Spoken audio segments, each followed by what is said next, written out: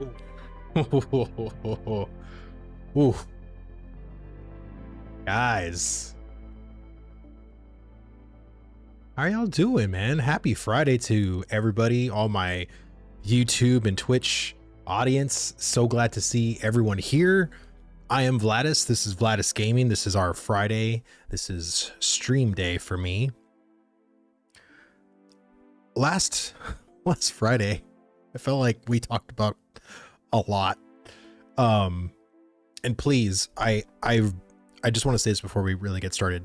Thank you to everybody leaving YouTube comments about audio, about any little thing. There's been so many things that I've been fixing.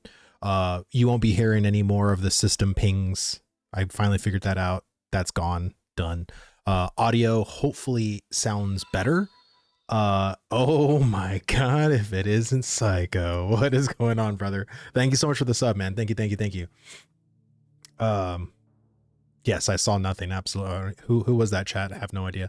But yeah, I just wanted to say thank you to everybody that's, you know, giving their feedback on the stream, the audio, so on and so forth. So, okay, got it out of the way, man. Okay. Lord, a bit more.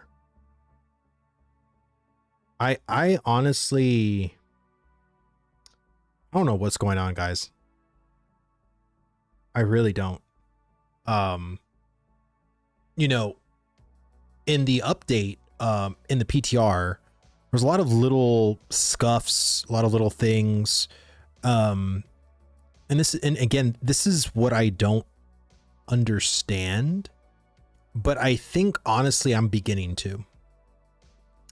So there's a lot of stuff in the PTR, I feel, that doesn't get bugged enough. There are problems and issues. I mean, just a little story. When the 0.16 patch came up yesterday, and someone said in the Discord, you can only process one thing on the tables. And I was like, do you mean like one batch or like one like individual thing? And they're like, no, one individual thing. I immediately knew servers are going to go down. There's literally no way they're going to keep something. They're going to keep that up. There's no way. And of course, the servers went down. The servers went down pretty much until 3 a.m. my time. The issue still wasn't resolved. And,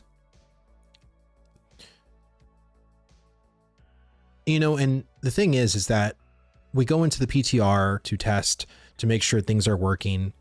And I think because, and I'm going to speak for myself, but I honestly feel many of us that go into the PTR assume that the things that have been working are still working as intended.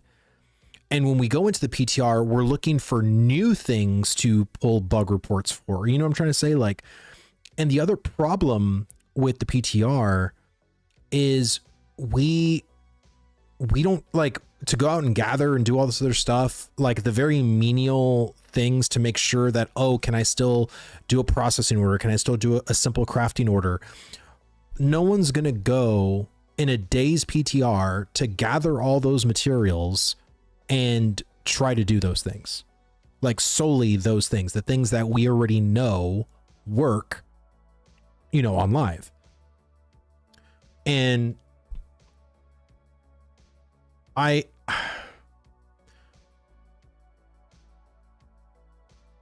guess like, because I'm so naive when it comes to like making a game or making decisions on a game, I don't know.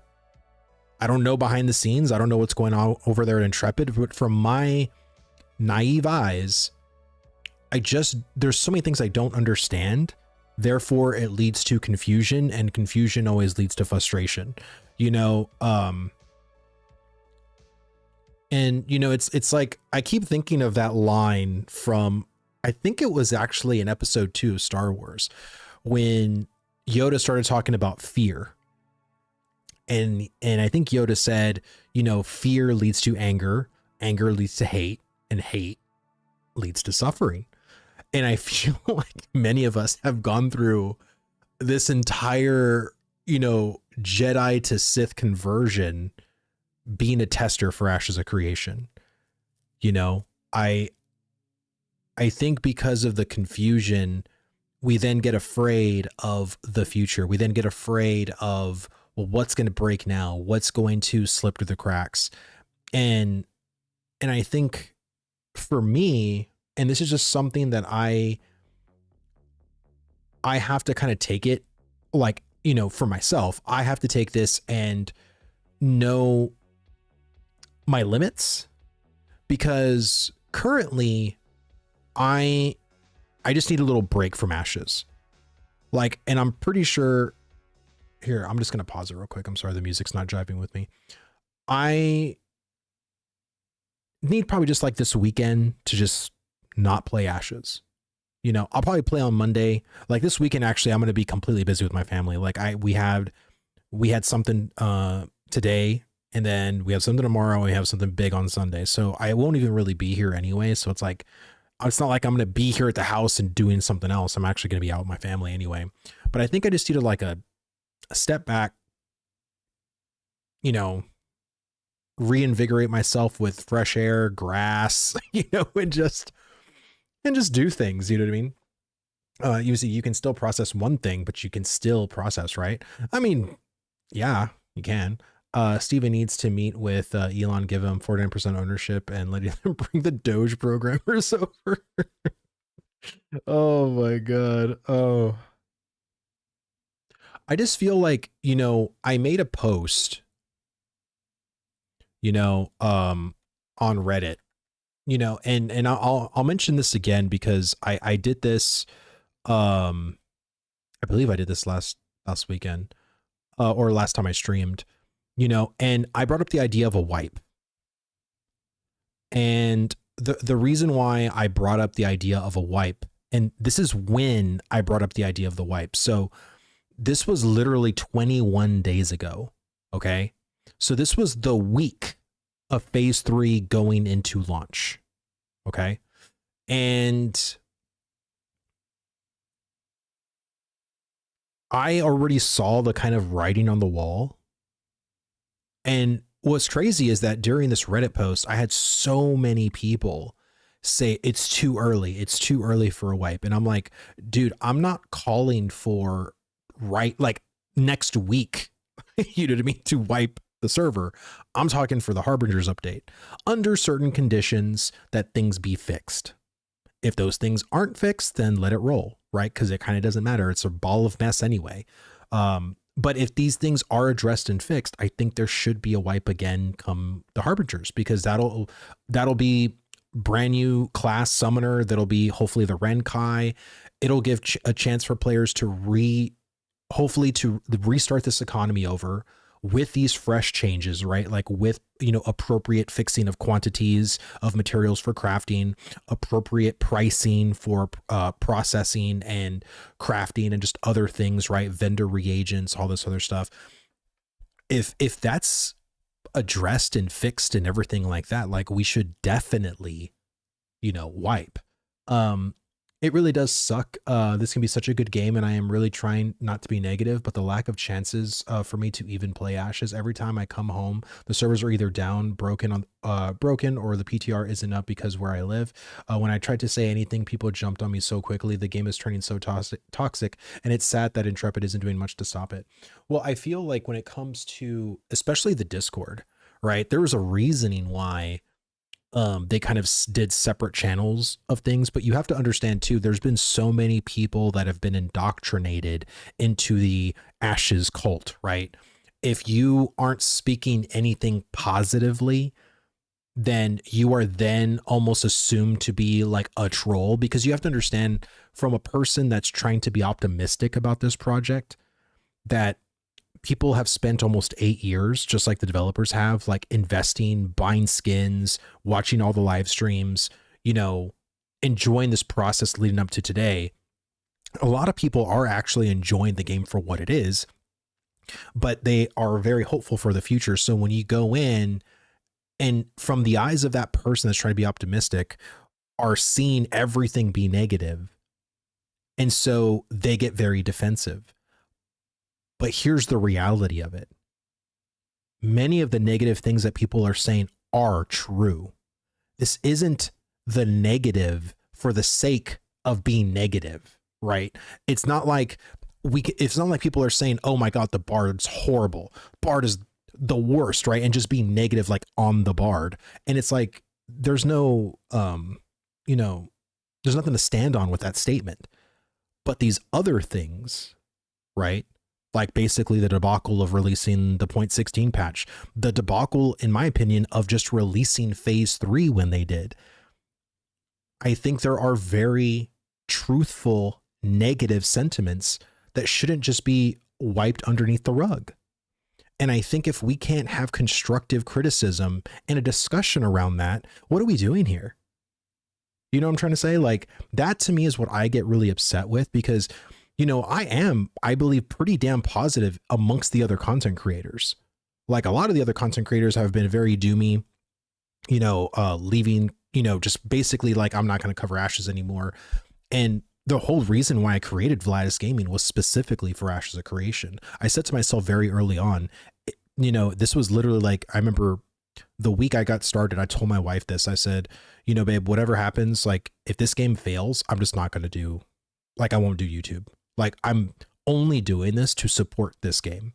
And if the game comes out to be a success, amazing. Like, and the fact that I would be able to shape it in any kind of a tiny way would just be something I'd be proud of. You know what I mean? Because I love MMORPGs, and I don't see myself making a YouTube channel for any other game personally. I honestly feel like if Ashes doesn't work out, like, I don't know what I'll do. You know what I mean? Like, I really don't. It's just how I am. Yeah, you point out a problem and they go mental. Yeah, I know. I mean, I've been in those conversations. Hey, Phantom has been in those conversations. And speaking of Phantom, we're actually gonna, you know, look at this lovely mug over here. We're going to watch a video that he came out with that I'm really excited to watch. But it's one of those things that I think, again, there's a lot of things that people are speaking about in Ashes, and there's like, you know, you're either with us or you're against us. And I don't think it works that way. You know, again, when I've talked to the devs personally, respectfully, I've been quite negative. You know what I mean? But I've also like highlighted a lot of the positive things, the things that they have done that are really good for the game, or like the things that were surprising and stuff like that. Like, I think it's just because of the kind of negative soup that we're in, because of like certain people in the phase currently that are like either the have or the have nots, right?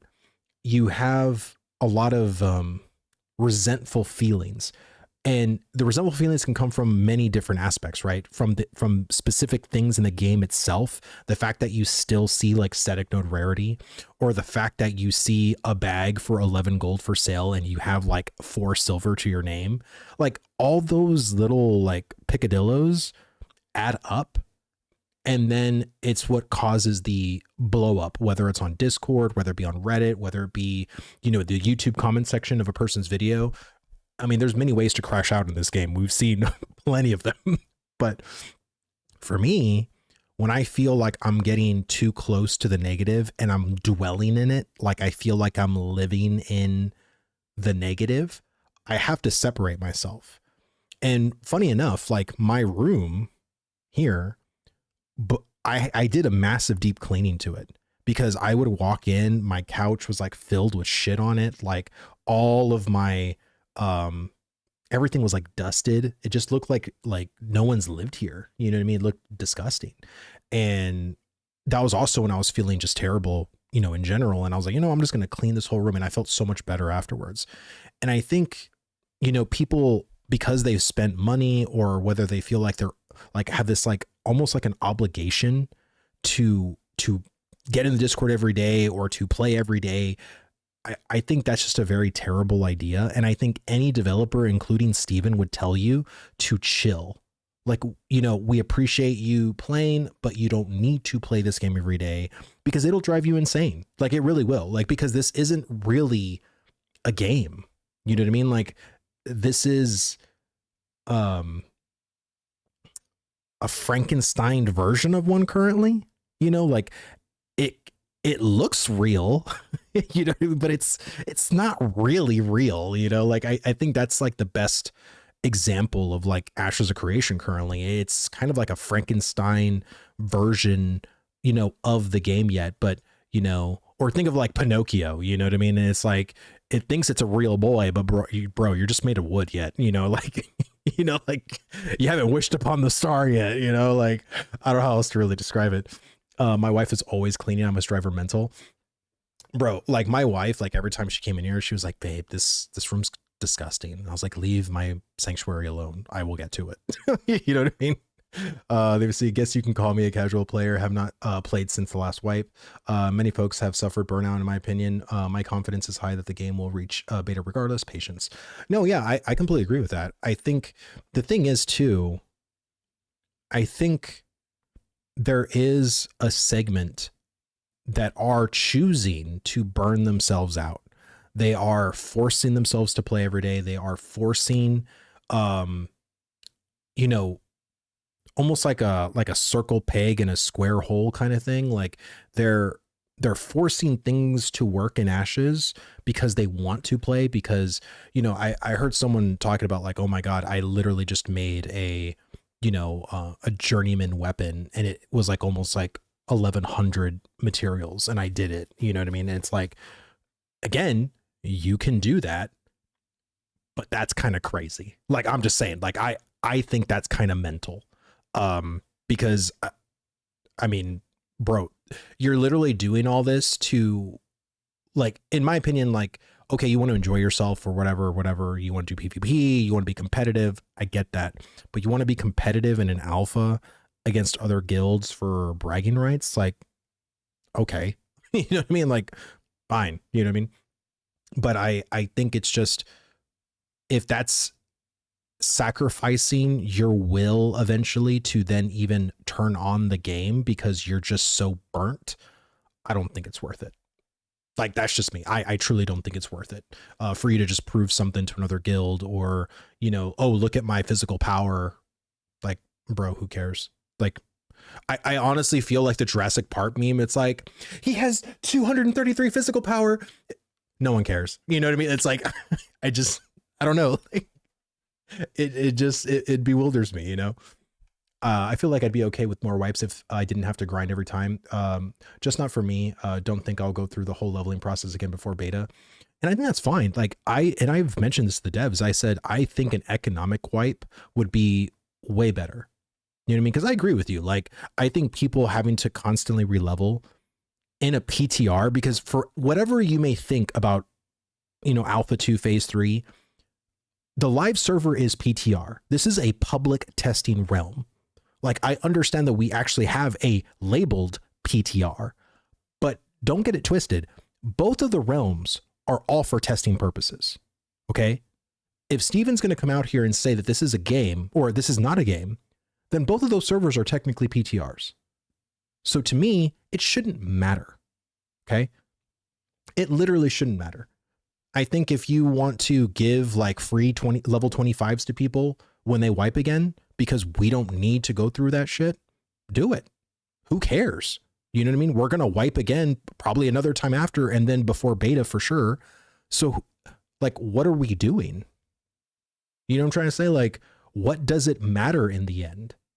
All that matters to me is that we properly test systems when those systems are then fixed, when the bugs are out, when the adjustments are made, and then we see, how does it feel to process now? How does it feel to craft things now? How much are those items going to be going for, in the marketplace to other players? Is it going to be 11 gold, or is it going to be something more affordable like 2 gold? You know what I'm saying? Like, all that shit needs to be tested. You know what I mean? But I definitely agree, for how grindy this game is, not many people want to, grind all the way to 25. People have been very vocal about me, pointing me out about like, oh, Vlad, well, you've never even leveled 25 once in any phase. That's very true. I have not. Why? Because I don't feel like I need to. I don't know what I'm going to get at level 25 that I'm not already getting at level 15. When I test the economy and I then talk to everybody in my guild, I'm getting like, I feel like I'm a very collaborative person. Like I get their feedback for the people that are what they're doing at 25, but I feel like I can be level 20 and still literally do everything I need to be doing as far as economy wise, because that's kind of my focus. I don't really focus on classes. I don't really focus on like the leveling aspect or whatever, because I have a feeling that that's going to be adjusted to before we get to beta as well. I think it's actually going to be, I think it's going to end up being more grindy. I'm just going to say it. I really do. I think 1 through 10 is going to get a buff. I think 1 through 10 is way too quick. I think they're going to buff that. I think they're probably going to keep 10 to 20, and they're probably going to make 20 to 25 a little bit longer. I feel like every bracket of 10 to 20, 20 to 30, 30 to 40, especially once we get like more levels associated, I think it's going to be more elongated. I really do. Let me see. They can start making adverts without having one quest complete and not buggy. If they can't do that, at least for the initial quest, it's over. I think releasing sooner might be better. I mean, most of the zones are empty anyways. See, I don't agree with that, Demon Hunter. I don't want Intrepid to premature. I don't know if I should say that, but to prematurely release this game. I don't. I want them to. There's a lot of systems. Yeah, we don't like anything premature. Completely agree, Phantom. I just think that there's a lot more that this game needs in order to be successful. I think, again, we've seen the writing on the walls for these other games. Like, people keep talking currently about New World. Oh my God, have you played New World? New World is so good. There's so much more that they added or whatever. Well, of course, it's almost 4 years after launch. Wouldn't you think by now they actually have somewhat of an MMORPG on their hands? You know what I'm saying? But most big MMOs come out so bare bones that it's like we finish it within a month and then we're like, well, where's the new content? Oh, there's nothing. I'm just going to leave. Like, I mean, I've been in this community for freaking almost 20 years. You don't think I don't know that? You don't think I've not seen the habitual repeated mistakes that these big multi-billion-dollar companies continue to make? This is why I keep telling Steven, because I understand that, you know, he's a very wealthy guy, but if I invested, you know, potentially hundreds of millions of dollars into a single project, I don't want to make those same mistakes. You know what I'm saying? Like, I wouldn't want to do that. Why? Just to burn up hundreds of millions of dollars of my own money and go bankrupt? Like, no, that's not what I want. And that's not what I want at all. AGS are the worst devs, as people I have ever known. Will never give another dime to disrespect their loyal player base on video. Well, I've never been a part of the New World community. I don't really know AGS too well. I had a friend that worked for them prior to New World, and then he ended up quitting. And again, I understand, because he told me a lot, and I felt for him, and I felt for his team, because they were forced onto Lumberyard, and most of them had a lot of Unreal Engine experience, but Lumberyard was it was a custom engine that Amazon pushed.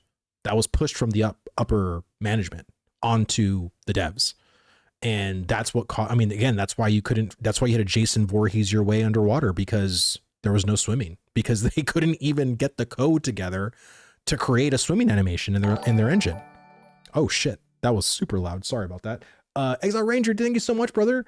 He says, keep up the good work. If they're trying to be an old school MMO, you need more PvE content to sustain the population. For PvX systems, rely on healthy player population, need to have one full continent chock full of things to do. Absolutely agree. I think we need 2 full continents of chock full things that we need for both, but completely agree.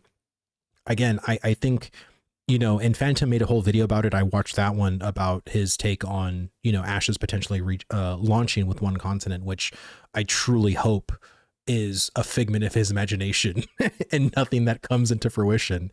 But I really no.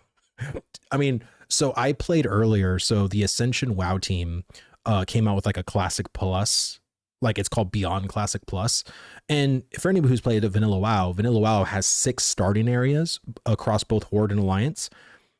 Bro, I was in a 3.5 hour queue on a private server, private, with 6 starting areas that people can choose from with the races. And Ashes wants to release with two to potentially millions of potential buyers of lovers of MMORPGs. Like there was like almost a million people that tried Thorn and Liberty. There was almost a million people that tried New World. There's going to be almost a million people too, potentially more. I mean, who knows, depending on how this launch goes, that is going to try Ashes of Creation. Like I already believe, and I've already told Steven this, you can go look at it on my interview with him. I don't even think the 2 continents with 4 starting areas is enough. I think we need more.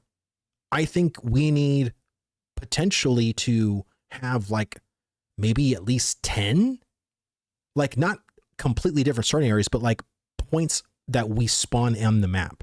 Like again, if you choose Riverlands, you choose the Cathedral, everybody spawns right in this, like in that Cathedral area, everyone. Like we need other players to spawn potentially in another part, or potentially if you look forward out of the Cathedral, there's a lower level that, you know, there's all the stuff. There's still like a bottom part of it. You can put another starting area, or people spawn at the bottom section, because that's technically going to be like the Underrealm anyway. So, but yeah, there's a whole bunch. Yeah, $15 will be more than a million. Yeah, that's what I mean. If there's no box cost and it's just going to cost you $15 a month, bro, I'm telling you, like I've always tried to, you know, champion Ashes, and, you know, even the people within my guild, people that have messaged me on Discord that said, hey Vlad, like I watched your stream, and, you know, or people that watched my podcast and was just like, hey, I actually bought into the pre-order or whatever. Like, I feel like I've converted a good amount of people onto this project just by like me speaking about it, me being very, you know, honest and candor about like my feelings towards it. And I continue to try to be that. I've never tried to be inconsistent with that, but I feel like I don't want people to feel like they wasted their money. And I think if they rush out this project to where it's like, hey guys, we're only going to launch with one continent, I think that would be such a huge mistake. Like it'd be huge. It'd be monumentally huge. Because again, like, so are we going to have like a 10-hour queue, 12 hours? Like, you know what I mean? Like you only have, you know, the Anvils and the Riverlands, and Anvils needs way more love than it currently has as far as like its starting experience. But let's not forget, Riverlands ain't perfect either. You know what I mean? There's a lot, like we're used to the Riverlands starting experience, but that ain't like where it's like, okay, let's never touch this ever again. It's perfect. Like there's still a lot that we need to do. And then not to mention, we have a whole other continent to worry about afterwards as well. And then we have systems that, you know, we're still looking for and trying to get right. And, you know, I feel like I'm excited to see what next year would bring, like this time next year, like what October 1st of 2026 would look like. But I think, you know, I've heard, you know, Phantom, I've heard other content creators talk about beta releasing end of next year. And I just get super scared. Like that fear will then lead to anger. That anger will then lead to hate. And then I will start my suffering because, oh my God, I feel like it's going to be, you know, Darth Vader, just, you know, for a lot of people, 1.5 years out, at least. I mean, just imagine, like we've been at this for almost a year. Like at the end of October will actually be a year that we've been into Alpha 2. And we still haven't even finished the current content that we're in. Right. And we're not going to have it finished by the end of the year like I thought. If you would have heard me talk about this in May, earlier this year, I said I believe that we'll have the entire Western continent done by the end of the year, and then next year we'll start the Eastern continent, right? That's not even going to happen. We're still technically 3 biomes short of the Western continent, because we have the Redwood area, we have the Badlands, and then we have Sajoma, the northern snow area up at the top. So technically 2, but we can leave Sajoma out, for a while. But yeah, there's still a lot left to be done. And then of course, not even to mention like the revisions of continents, right? Like that's still a whole thing that the desert needs, the tropics need, the June Dark needs. We haven't even got castles. There's no castles. There's supposed to be 5 castles that, make up both continents. We haven't even got castles yet. We haven't even done a castle siege. We're still actually tinkering with, node wars and node sieges. We still haven't got the technology all in place yet for sieging a node. You know what I'm trying to say? Like, and I'm not saying this to be like negative. I'm just spouting facts right now. Like this is factual information. And this is why I've always told people to temper their expectations a bit, because we're in for the long haul. Long haul in my mind meant like at least 3 more years, at least, like at the minimum 3 more years. But yeah, there's still just a lot left to be desired. You know what I mean? And I mean, we still haven't even played with endgame. In every MMO, who was ever concerned about the level 20 experience? I could never single out an MMO where I was like, yeah, the level 10 and 20 experience was kind of crap. But, like no one. Why? Because the vast majority of players just zoom by it anyway. It could be the most dullest leveling experience. In my opinion, Lost Ark, the most dullest leveling experience I've ever had. Like it was dull as crap, in my opinion. But again, the majority of Lost Ark was endgame, right? We haven't even experienced endgame in Ashes. I mean, you could argue that, well, we are in endgame, right? Like this is all about the journey or whatever. But the fact is that there are going to be things exclusive for level 50 in Ashes of Creation. So there is technically an endgame. And that's what players truly care about, because that's where the majority of players are going to live in their MMO at a max level character.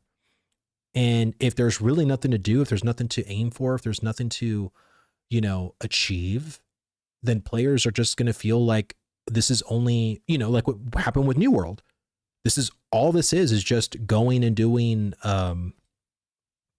like treasure hunts. Like I'm just opening treasure chests out in the world. This is boring. This is stupid. Like, I don't want to do this, let me see. 1 through 49 is the tutorial. 50 is the game. Yeah, that's what a lot of people believe. My theory is that the journeyman crafting today is pseudo what GM crafting is going to look like. The numbers are going to change to fit level 25, but the set bonuses and such are level 50 stuff. People have said that. And I think honestly, if what journeyman materials are, like, we're asking to, get 1,000 materials for an endgame craft, I kind of still believe that's kind of too much. Like, I'm just going to be honest. Like, I think that's kind of ridiculous. But I understand that, in my mind, personally, I think the 1,000 materials should be like the tier 3 version of endgame stuff. And you should have certain things that are tied to like kind of be like a time gate limiter, whether it be like a named mob that you need a material from, a world boss that you need a material from. So there's certain components and aspects of the thing that you can get very readily available. Not going to say readily, but available out in the world.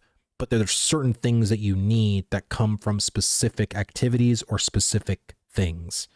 But I think asking, like, again, what game has asked you to get 1,000 trees for a bow? You know what I'm trying to say? Like, that's kind of dumb. Like, that's kind of ridiculous in my mind. So there's just, again, this is why I'm very, very, very, very, very focused on the economy, because I honestly don't like how, as a journeyman, you require more T1 materials than T3. Make that make sense. You know what I'm trying to say? Like, there are fundamental issues. Exile Ranger, dude, thank you so much again for the $5, brother. Thank you. Let me see. Is the idea that some zones start with level 20 mobs in them while it's a wilderness is bonkers. Not the impression I initially got from Intrepid. Well, I think that's honestly due to now that we know that starting zones are going to be 1 through 30 and every other zone is going to be 30 through 50. I kind of don't like that either. You know what I'm saying? Like, I don't like that. I personally think, and the kind of thing in a sandbox is that I always thought that, hey, if my guild goes and starts at the anvils because we want to go straight to, let's say, the redwood area, like the redwood biome, and immediately start like leveling up the nodes over there, questing over there, doing things over there, why can't we? You know what I'm trying to say? Like, that's how sandboxes work. And now that we know that literally the entire gameplay loop for everyone is going to be, well, just level up your starting areas. And then once you're level 30, then start venturing out into other biomes. Like, I just don't like that. Like, because again, if you don't want to start in the starting areas, like, why should you be forced to? Right? I think having, you know, every zone potentially be a 1 through 50 experience sounds kind of cool, but I also understand from the developer side of things that that's kind of insane. Like, I do. Like, but that's what I've always thought about Ashes anyway, is that the designs for this game always seem kind of insane to me. Like, what are you saying? 64 fucking classes with 4 schools of augmentation for each base class? Like, what the hell?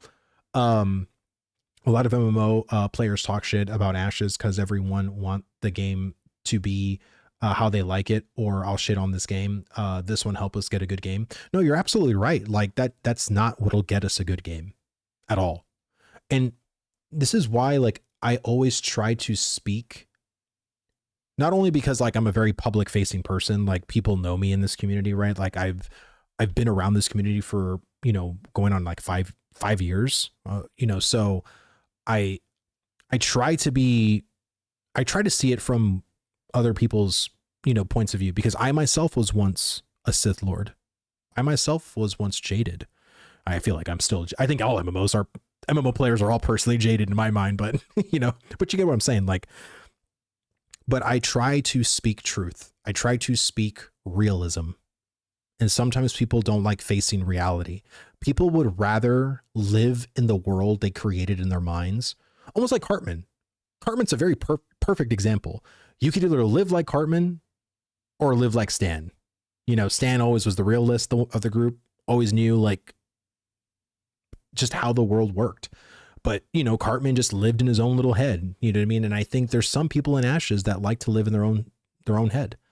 And I think that's just, it's bad for them and it's bad for the game, because you need to objectively look at certain systems and give your subjective opinion as to how you think it should work. And many people love the fact that it's from 1 through 30, and that's great.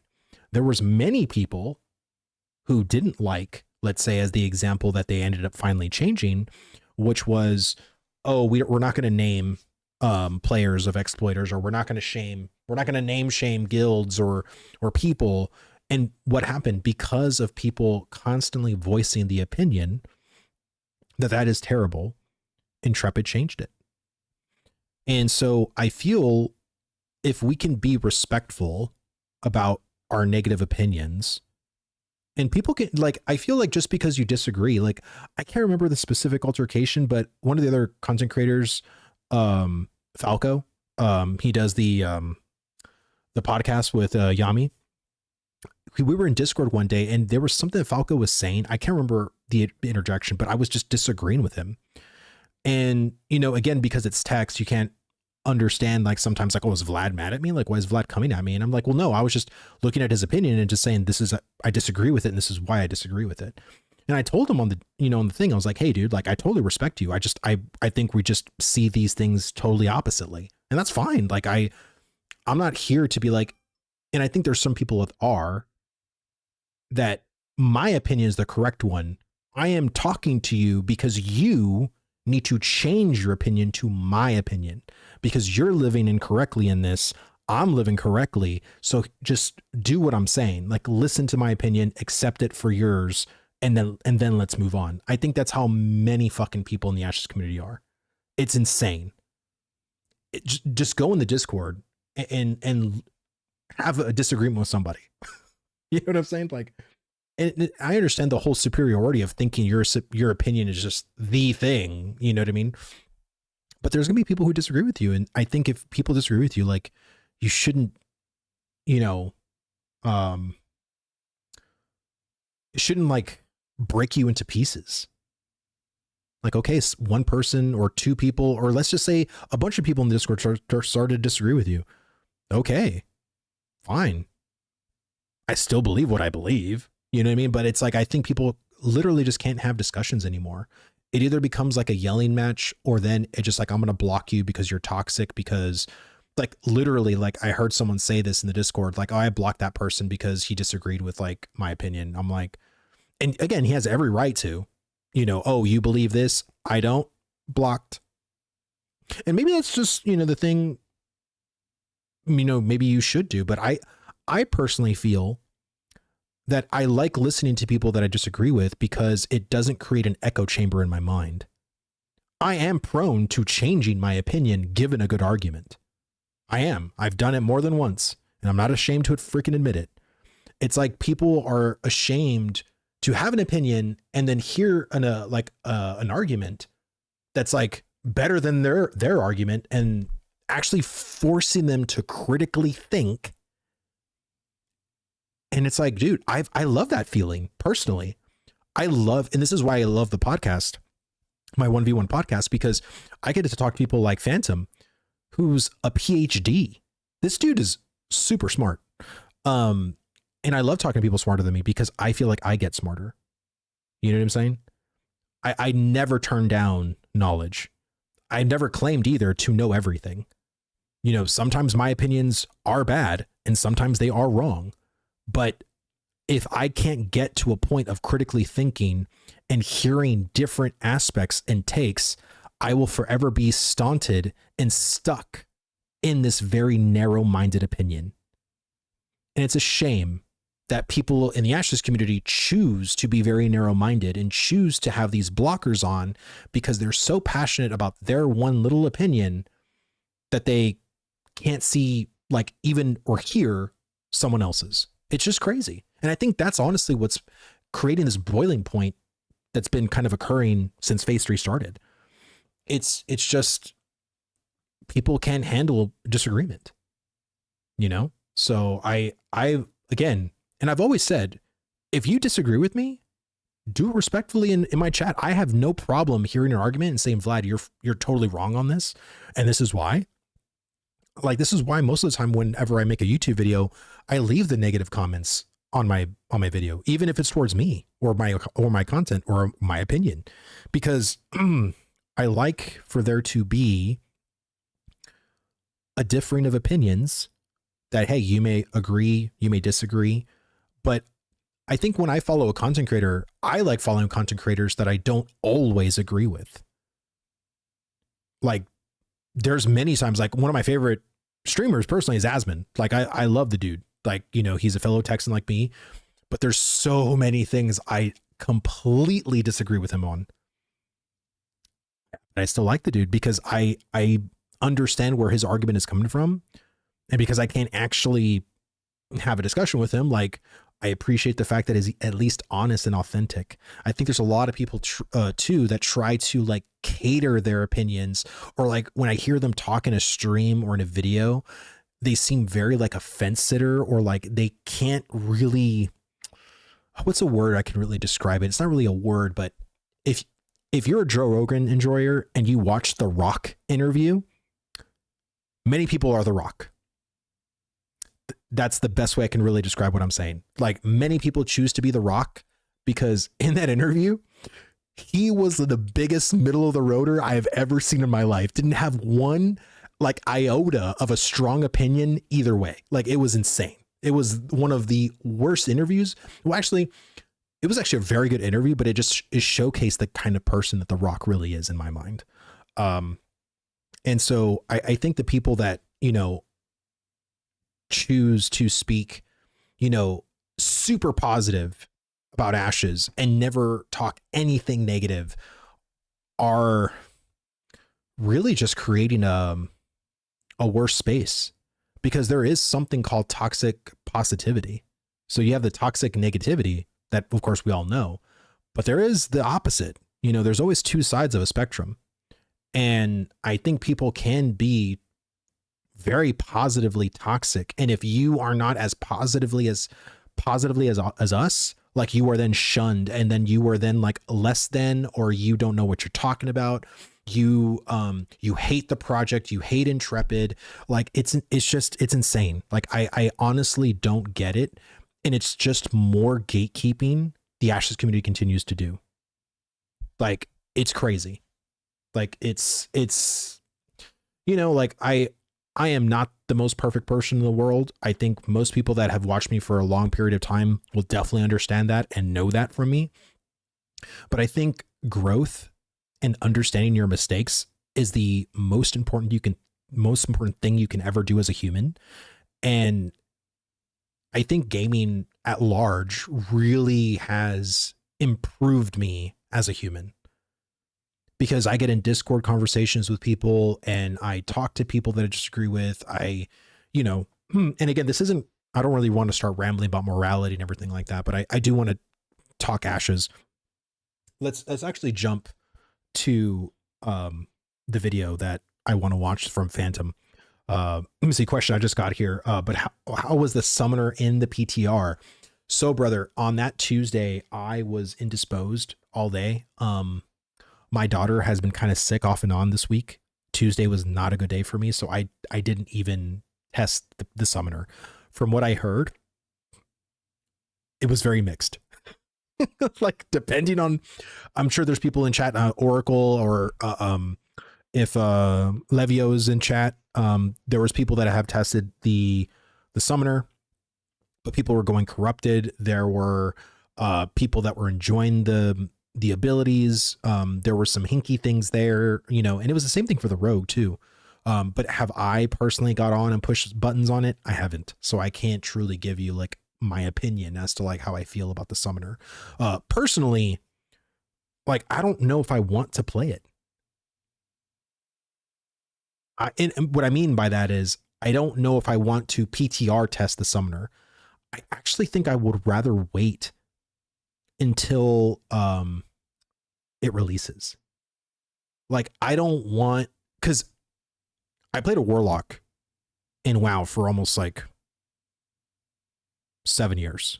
I mained demonology warlock more specifically. I love pet classes. When I was a hunter in WoW, you know, pets have hunters, or hunters have pets.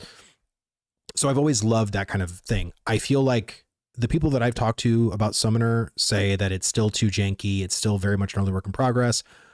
I don't want to taint anything from me.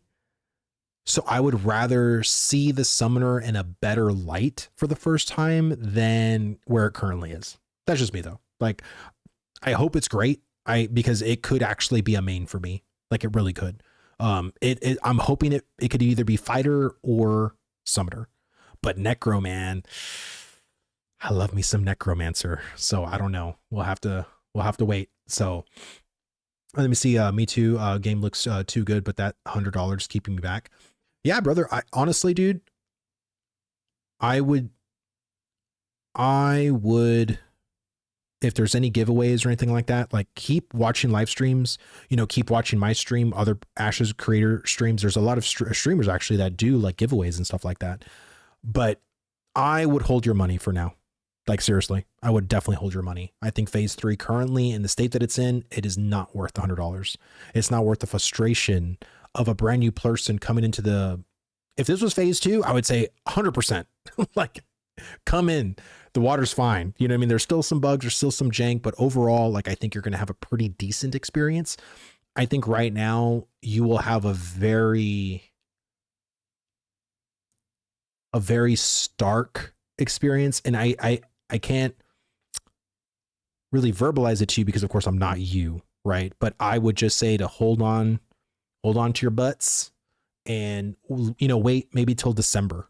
You know, wait until Harbingers comes out, wait for like another month, you know, after the big Harbingers update to see like, you know, because again, I feel like that just like, you know, 0.16 happened, you know, with a bunch of hiccups, a bunch of things that were breaking the game. So wait about a month, wait until about December timeframe. And if you come into my stream, you watch other people's stream and they say like, how's the game currently?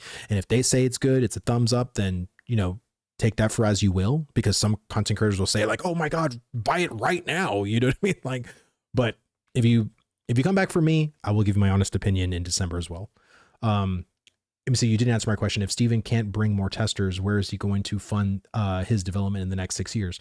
Well, I mean, according to Steven, this project was fully funded. He said that many times in the past. So I this is why I'm kind of a head scratcher as to why do we need to market? And that's a perfect segue actually into Phantom's videos. So let's actually watch our bro Phantom and see what he has to say about things. Hopefully it's not too loud. What is up, everyone? It is another day, another chance for me to spew some thoughts about Ashes of Creation. So Intrepid says November is that good? Is that when good, chat? Real marketing for Ashes of Creation begins. Is it too soon? Because let's be honest, Alpha 2 is still rough. Bugs, balance swings, missing systems. We've moved from mostly community-driven buzz to the verge of paid ads and a broader campaign. That's exciting and risky. In MMORPG land, marketing usually means we're close. Think New World, Lost Ark, Guild Wars 2, Final Fantasy XIV's relaunch. Studios don't light money on fire until they want pre-orders, beta signups, or a date. But Ashes is different. It's still openly alpha, and yet the website reads like a glossy feature list right now. Node evolution, PvX, gameplay, artisan systems, caravans, mounts, world bosses. It looks finished. It isn't. During the September dev stream, Steven said more testers means more feedback, more bugs found, more iteration. He first called it a product, then corrected to test environment, saying it's now at a place where players can see the long-term intent and they need a voice. He talked about litmus testing systems outside of the golden cohort, aka reaching a less engaged audience, and wanting that info sooner rather than later because those players are an important part of ensuring the game's success.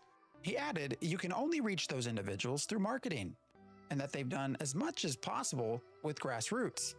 I hear the logic, broader testing, different perspectives, early signal from casuals. But here's the friction point. Who is this for if alpha access costs $100? The people willing to pay that just to test a broken half of the time MMO? Well, this is, sorry, I need water. 1 second.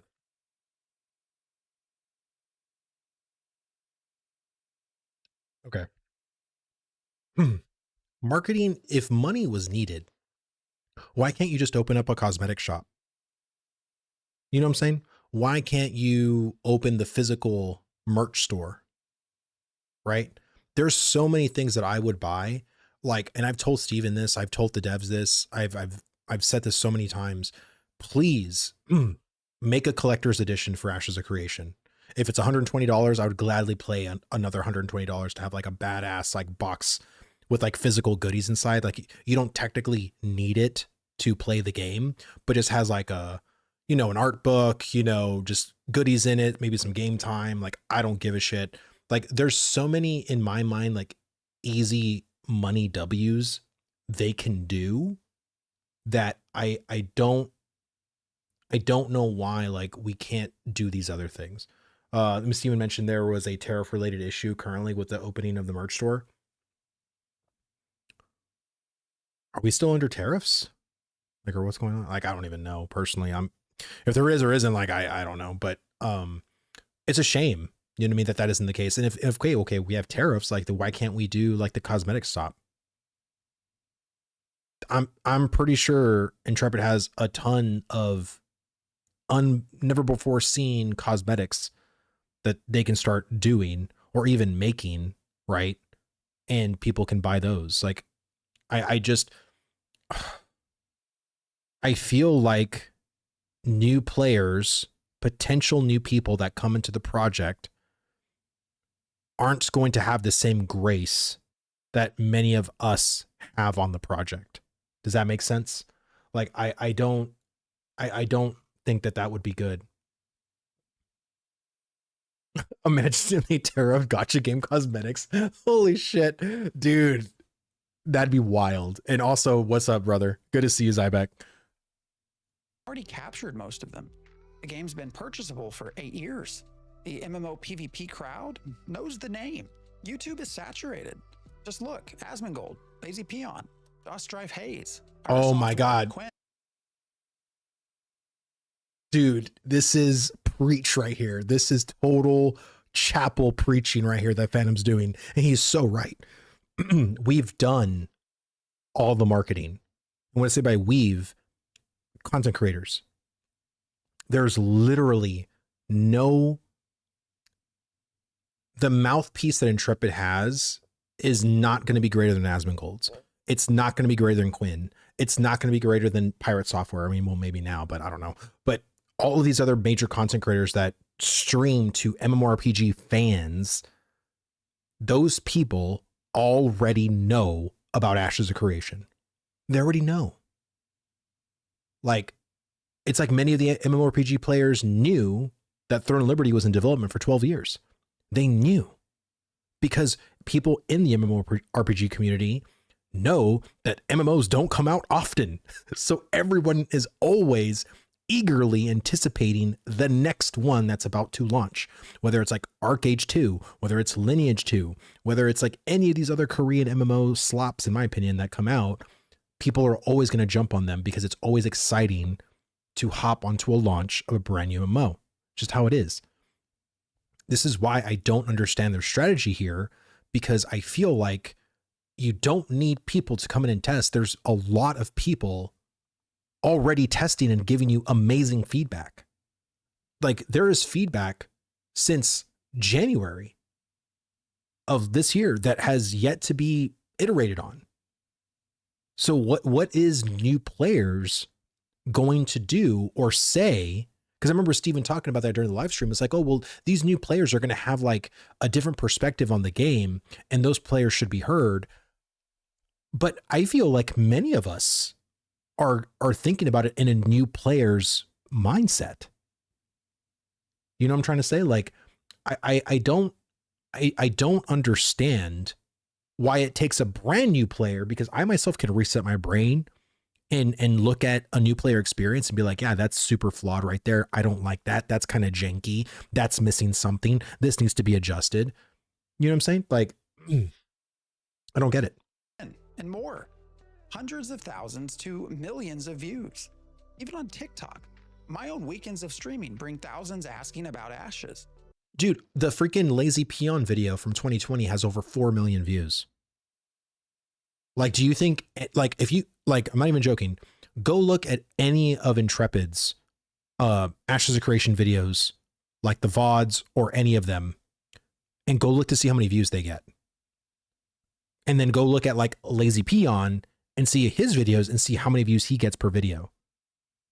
You know what I'm trying to say? Like, marketing right now for them specifically just doesn't make sense. Like, it just doesn't. And most bounce the second they hear $100.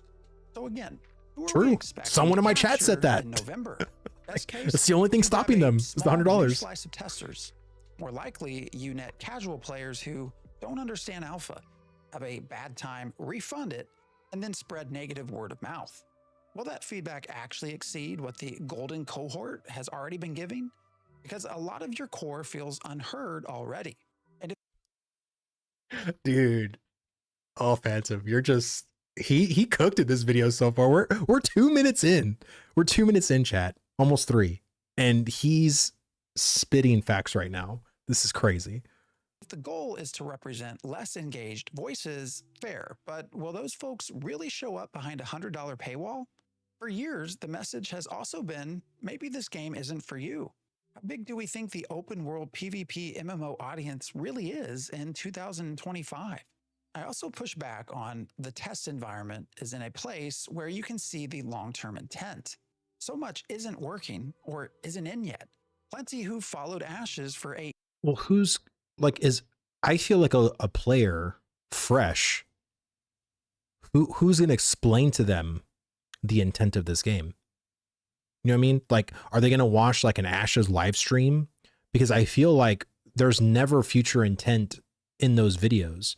I feel like a brand new person is literally going to be confused, or the homework they would have to do to then see what the actual vision of this game is. They're not going to do that. Bro, we live in the TikTok generation. Like, if your first 3 seconds of your video doesn't entice me, I click off of it. Like, what do you, and then you ask people to do homework on a game that's almost like 5 expansions in a base game at once? Like, bro, come on. Like, you know what I mean? Like, let's be realistic here. And you have to understand your audience, man. Like, that's the other thing too. You want to market to your audience. If you don't understand the mindset of an MMO player, your marketing ain't gonna do nothing. ears still don't grasp the full picture, not because they're not listening, but because communication has been inconsistent and follow through uneven. What exactly are we litmus testing for a less engaged audience right now that isn't entangled with unfinished systems? Which systems are isolated enough to yield clean, actionable data? True. Case in point, the recent Summoner showcase, short, static bursts, no live gameplay. Then PTR notes land and half the kit's broken. That's fine for alpha, but marketing that moment? We've heard ad spend, so think Google, YouTube, Meta, TikTok, X, and possibly spinning up the creator program to sync with the push. That could work if the pitch is radically honest. This is testing, not launch. Servers are 24/7, So true. but you're here to break things and give feedback. Systems like nodes, caravans, PVX, crafting are work in progress. If the tome turns into glossy launch trailer energy, expectations will explode and so will refunds. Oh Two my quick God. trust levers. Dude, yeah. That's and that's the thing that I'm really fearful of, is like the kind of marketing that they're planning to try to do.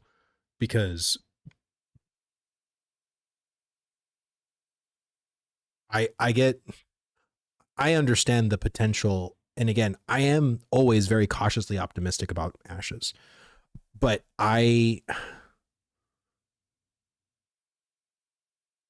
just very worried at what could potentially backlash, because all it takes is one event to occur in a YouTuber's life for it to end. And, you know, we all heard and we all know the downfall of Pirate Software, right? I don't want their marketing to end up being the downfall of Intrepid Studios or Ashes of Creation, because it could backfire in a way that they weren't expecting. Just like Pirate Software wasn't expecting the blowback he got when he did his whole Dr. K interview. He was still like lost as to why people are still talking about this months later. And again, if you don't know your audience, or even know yourself that you're making a wrong decision, like, I don't know. Like, I honestly don't know what to tell you. You know what I mean? Like, as to someone who's been, with this project for 5 years, Phantom has literally been here since day one. Like, this dude on screen has been there. He is the number 2 purchaser of the original summer backer packs. So he knows his stuff when he talks about this stuff. And I think most of us, as far as like content creators go, understand the importance of marketing when it's appropriate to. Like, I want them to market the shit out of this game when when all the content creators are like, dude, yeah, like all of the systems that are currently in are working really well. Is there some jank? Absolutely. But as far as like, there's like 5% jank and 95% like goodness there. You know what I mean? Like, systems are steady. The systems are in a very good place for potential like onlookers that may not even know this project can come in and be like, wow, like be wowed by this project. I think if they come in today, they will say wow for a different reason.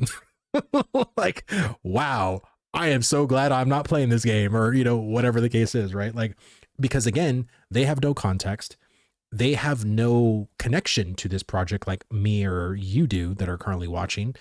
And all it's going to do is spread a negative sentiment amongst the MMO casuals that aren't in the Ashes community. And it's going to spread like wildfire.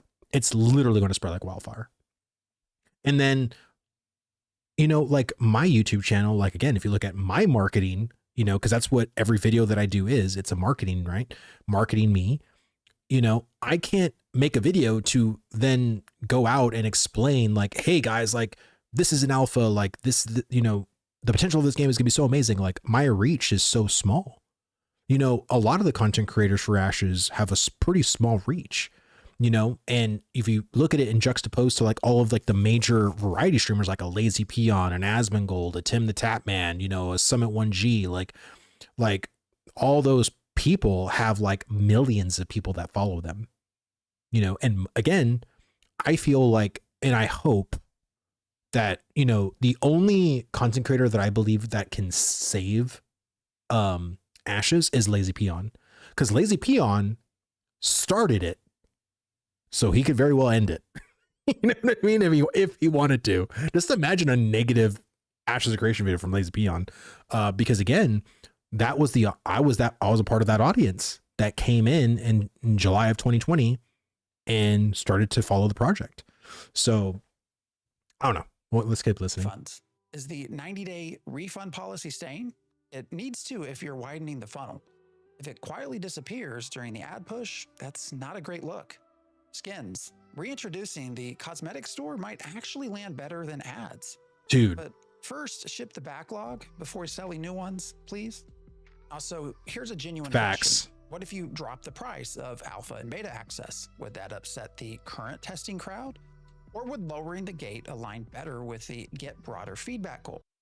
And this is just my opinion, I do not give a shit about cosmetics. If Steven said, hey, I'm going to go and people are going to purchase like my original pre-order pack and put that on the store currently, I wouldn't give two shits. I don't. Like, I think, again, I'm maybe I'm in a minority there. I don't care. Like, it doesn't bother me. I understand that people love exclusivity when it comes to cosmetics and stuff like that. I personally don't give a shit.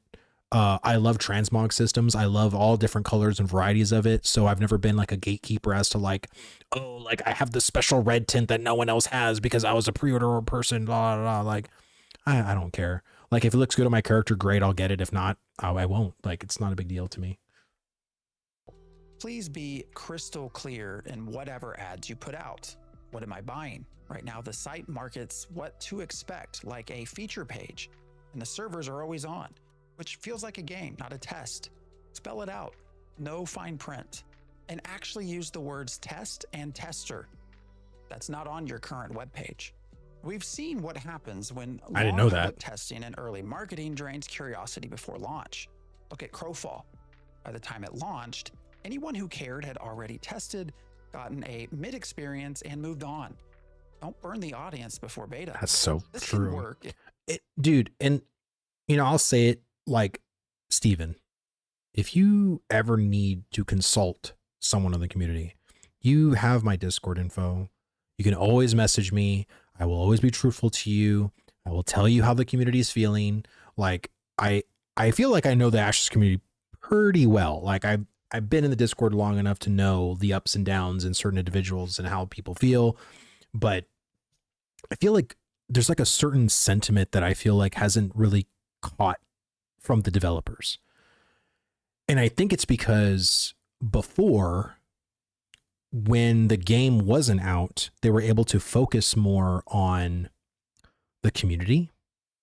And I feel like Steven and the team have been so like entrenched in the creation of Ashes of Creation that they've almost like, wait, what is the community talking about? Like, what's going, like, I feel like it's almost like a blasé obliviousness that is like, they're unaware of what's happening like on Reddit, on the Discord, or just in general, because they're just so like focused on like, you know, fixing the game, fixing the bugs, you know, doing the thing. Like, you know, the last thing they're probably doing right now is, you know, reading feedback or reading just sentiment as to how the temperature of the community is.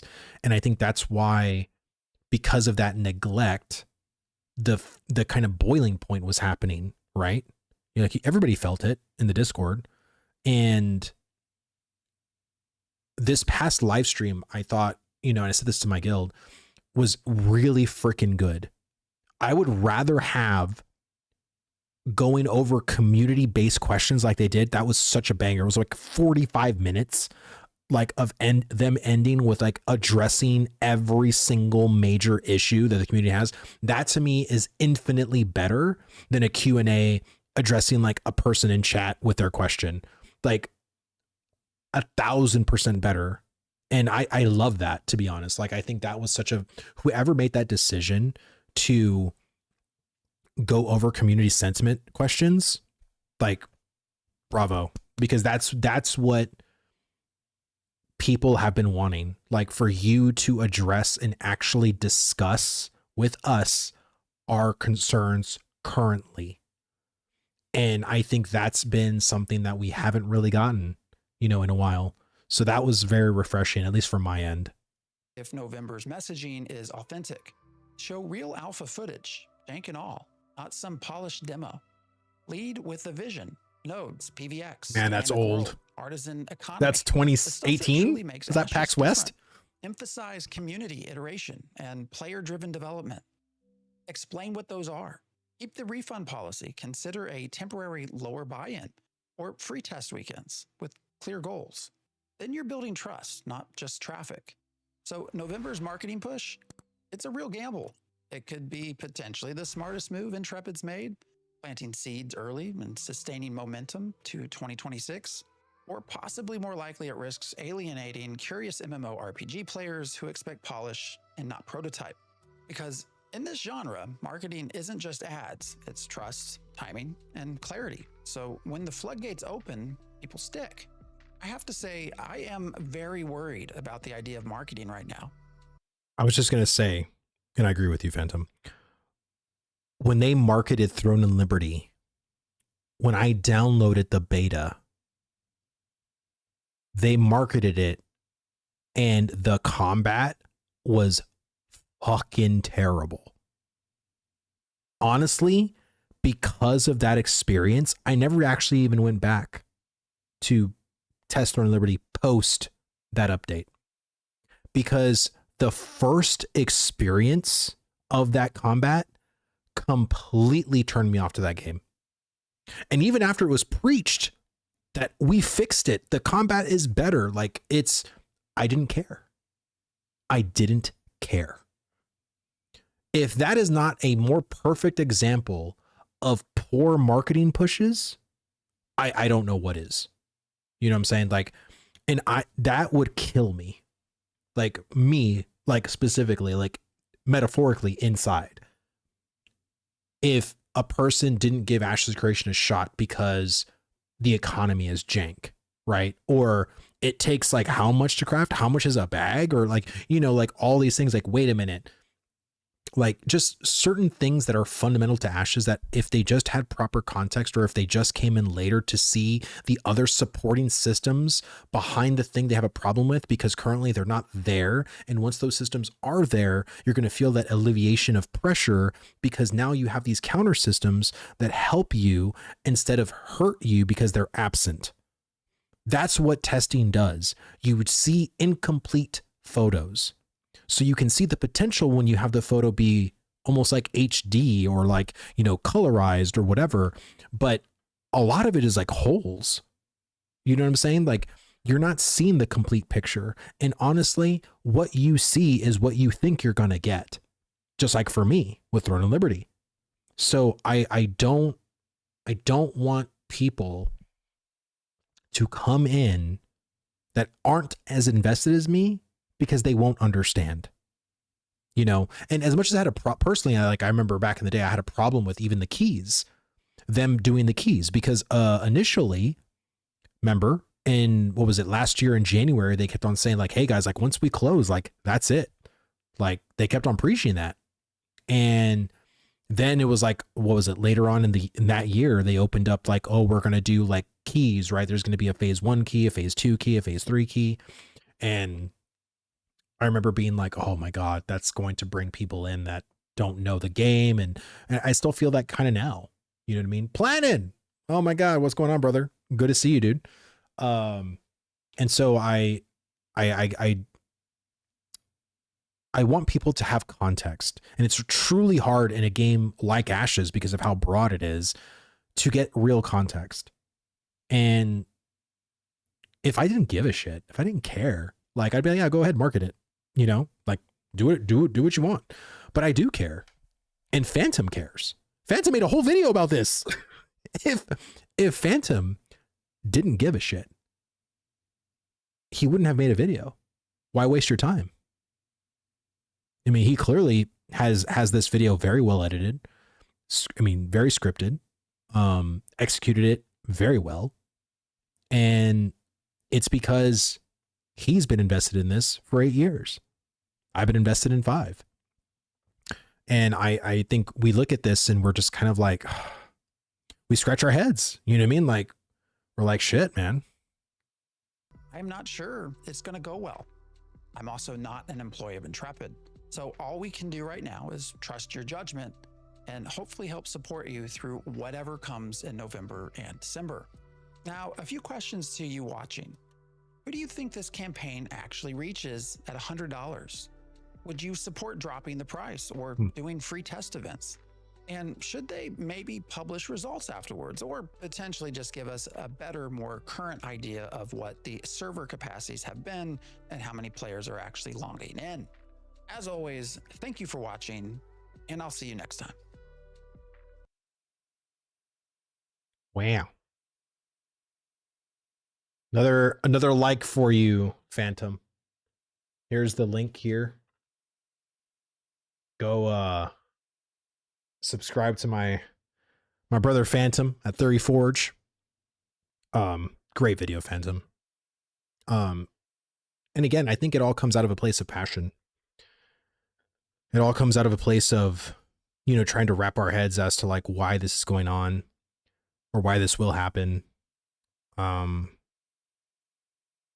You know, it's just like me, right? Like I saw, you know, the writing on the wall. I had so many people, you know, disagree with me. The fact that I mentioned a wipe when I did. And I think again, I just, you know, I saw the writing on the wall, you know, and people are saying like, don't, absolutely not, you know, stop asking for wipes, you know, and I'm like, if you don't think currently the game isn't due for one, like, I think again, you don't understand how testing should work. Like, I'm okay for this to ride as long as it needs to. It's broken. Like the economy's broken. The game is broken in a way. But once the economy is in a better state, like that needs to be retested. That's the thing with systems is the releasing of system and then the reiteration of systems. I've talked about this many times on my podcast. I've always believed that it's always the reiteration that's actually the hardest part. Launching a beta system is easy, but going and us testing it and then saying, this is bad, or this thing is bad, this needs to be removed, that needs to be adjusted. Because here's the thing, I am saying that, but then someone else is saying, no, I like that, don't remove that, that doesn't need to be adjusted. And so what does Intrepid listen to? You know what I'm saying? I can guarantee you, if Intrepid came out in their next live stream and said, guys, we've seen all of your feedback on the economy, but we like it. And we're not touching it at all. We think this, what we created here is absolutely amazing. And if you don't agree, well, maybe this game isn't for you. I could guarantee you would have almost like 60% of the people stop playing right then and there, right? Because again, in my opinion, I don't think the economy is in a good spot at all. But Intrepid could very well say, hey, we disagree with you. And if they do, I'm not going to leave, but I am going to continue to push to be like, no, I think you're still wrong. I think you still need to adjust. But that's the whole thing with dude, I was a Blizzard, you know, gamer. Do you know how many times Blizzard came out with a system that I completely disagreed with that never changed? Many fucking times. Many fucking times. So I'm used to it. Okay.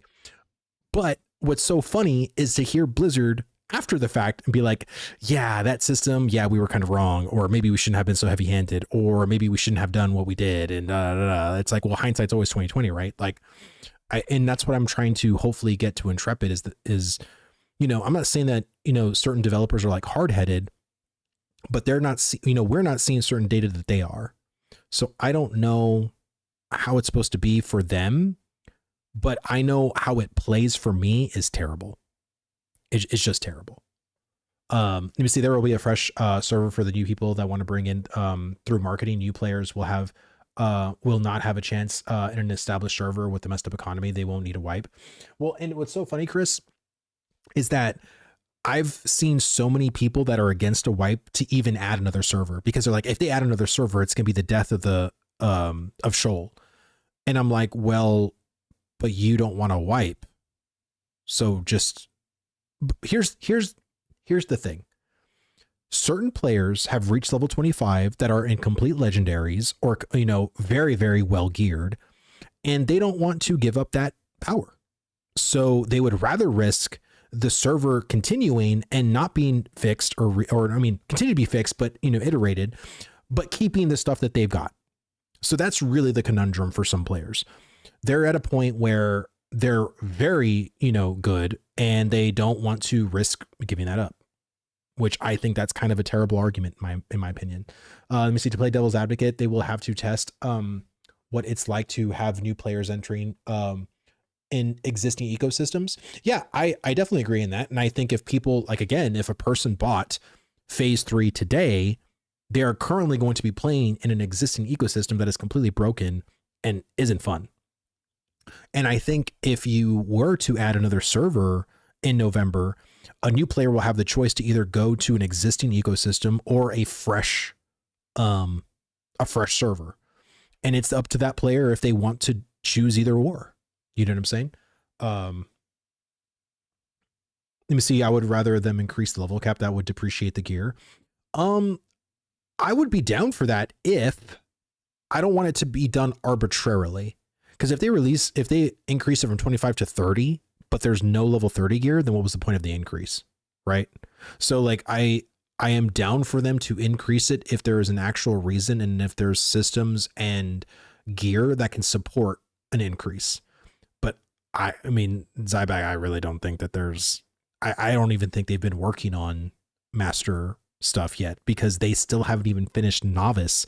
We still, in certain biomes, haven't even got the complete novice recipes completed, nor the apprentice or the journeyman.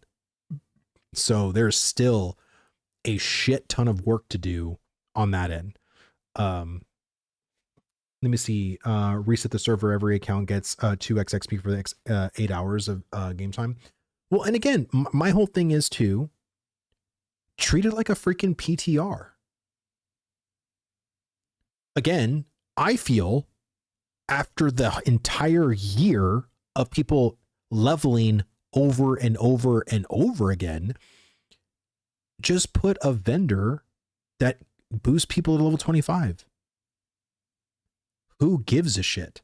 If you don't want to deal with the menial leveling process anymore because you've done it so many times, all Intrepid needs to do is just add a level 25 scroll that a person can purchase. And then just do everything else. You still have to level your professions. You still have to do all the other stuff. And honestly, if they wanted to give that away too, I wouldn't care, because this is all Fugazi anyway. This is all for testing purposes. I think the fact that people have tested and retested leveling, I think we have the data. I think if I were to ask any Intrepid developer, do we have data on leveling? I'm pretty sure they're going to be like, we have tons of data on leveling. Like, okay, like, so I know people don't want to re-level again. Like, I completely understand, but Intrepid could easily do certain things to just give free levels out to people who want them. If you want to start, like, let's say a level 1 character and go up the chain through there, you can, but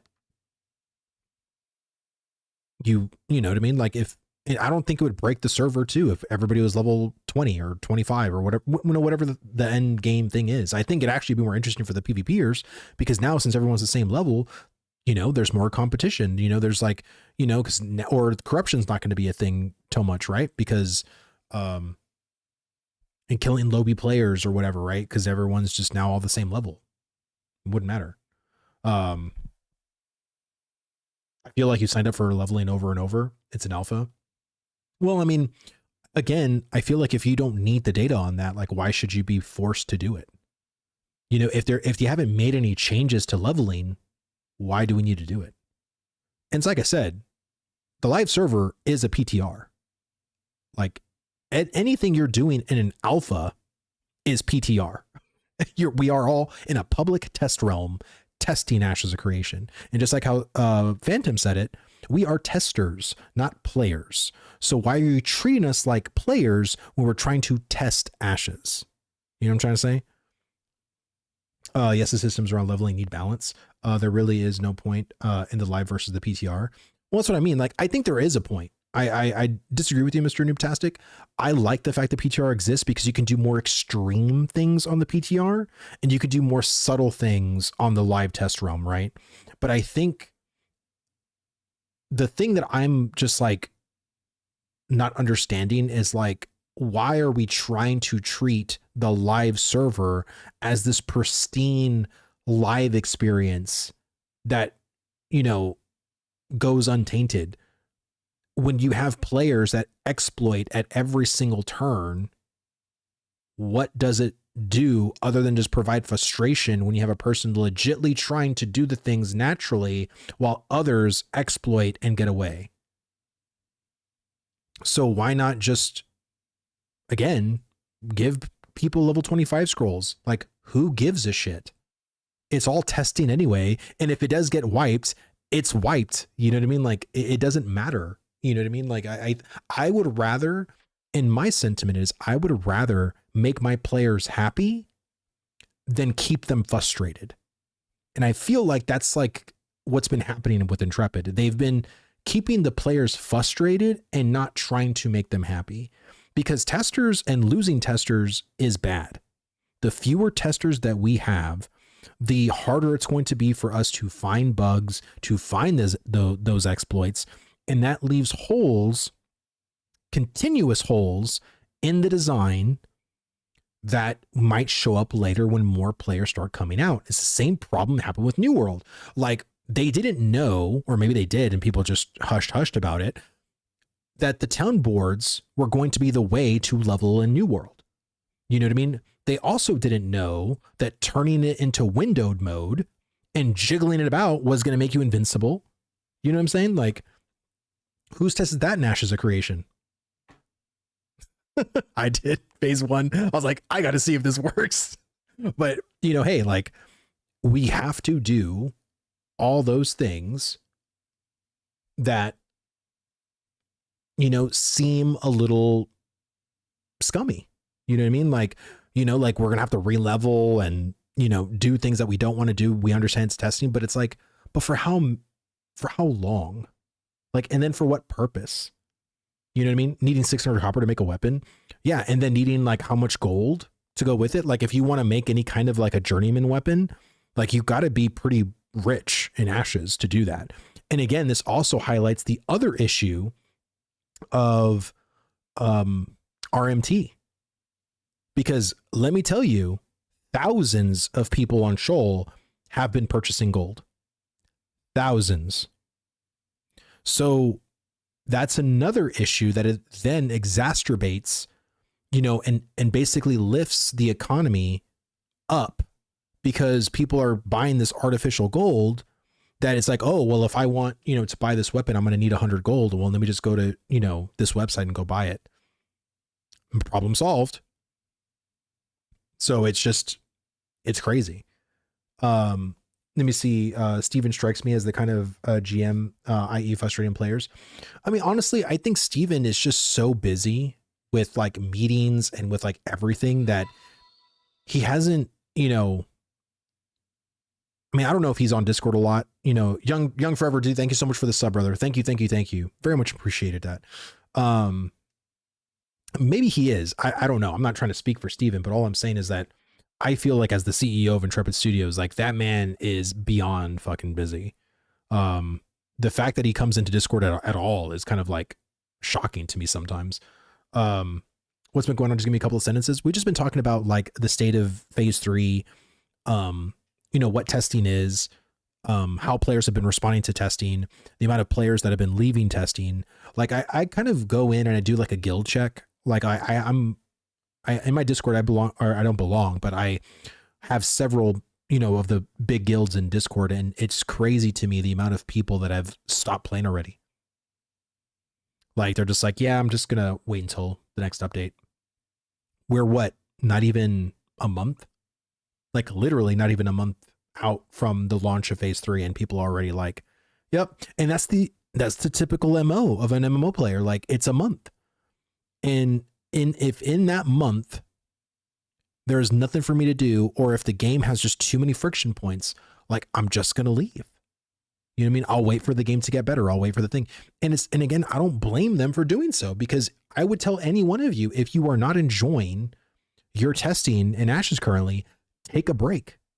Come back in November, rejuvenate yourself a little bit, right? There's no reason to continue to get frustrated in a test that's end up going to be wiped anyway. Like the issues you're complaining about, the things that are frustrating you are going to be fixed. They are, right, Trevor? Like, please tell me they're going to get fixed. Like I'm saying to my chat, they're going to get fixed. So they better get fixed.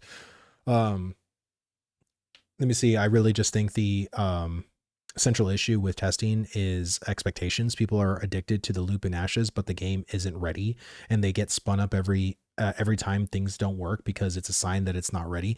Yeah, I think again, honestly, I think a lot of people's expectations were for it to just feel like phase 2. Like they wanted it to be phase 2 with more content. I think that was a very realistic expectation that people had, but we almost like devolved, because I'm just going to be honest with you. Phase 2 was the best phase. Like hands down best phase. Phase 1, the first weekend, oh my God. Dude, I watched some of my old VODs of phase 1. Oh my God. The lag and the jank, and oh my God, it was so bad. Like I remember some of my VODs, I was stuck on server worker, the server worker right below Briarwood Farms. I was literally stuck in that server worker. I could not move out of the server worker. And it was like me, I think Vale was stuck with me there too. It was like a couple of people there stuck. And then remember, like in phase 1, like all the horses, like you would know where a server worker was because you would just see like all of the horses. Oh my God. So phase 1 was like, but I think it was definitely like, we expected it. We were just excited to play Ashes of Creation, right? So I give phase 1 kind of a pass, but phase 2, I think, was a really nice step up. And I loved phase 2. I know Zyback loved phase 2. Phase 2 was great. I still count phase 2.5 in the phase 2 phase. So I again, phase 2 was really damn good. Phase 3 has not at all. I've stuck around, like I'm testing, I'm doing the things I need to do. I got tailoring up to level 10. I got most of my other professions. I got my weaving at above level 20. I got most of my gathering above level 20 now. Now, mind you, I don't play. I can't play as much. I'm a stay-at-home dad. I got 2 kids that I take care of. I can't play for hours and hours and hours and hours and hours on end. If anything, I play like maybe 2 hours a night if I get to 2 or 3. So the fact that I'm able to maximize those 2 to 3 hours, each day, I think I've been doing pretty damn well in my mind, compared to the people that literally live in Ashes. But yeah, like I think overall, like it's just phase 3 has been sort of a fumble. And I saw it when we got PTR up. When we were testing phase 3 things, I knew it. I knew it. And that's why I I made a Reddit post before phase 3 launched to delay phase 3. And now we're just in it. Let me see. The current flagging system is so ass. It makes PvP feel like shit. Whoever made the change really should be fired. How was that pitched and not laughed out of the room? Honestly, I don't know what was wrong with the toggle. Speaking as someone myself who isn't a staunch PvPer in Ashes of Creation, I liked the toggle. What was wrong with the toggle? I mean, Zyback, I don't know if you can explain. Zyback, he was an assassin in P2. Like, what was wrong? Like, was there some exploit with the toggle that made it like to where it had to be changed to its current iteration? Like, I truly don't get it. As to someone who, when I was PvPing and I just toggled myself, like, it was super easy. Yeah, make the toggle great again, dude. Like 100%. I don't. That was a very baffling decision. Just like a lot of the other economic decisions that we got too, like the vendor reagents, I didn't understand that either. It was having to toggle it when getting jumped. But if you were flagged, if I was a green, right? If I was green, someone started attacking me, hitting Alt F was not a big deal. Like, it just wasn't.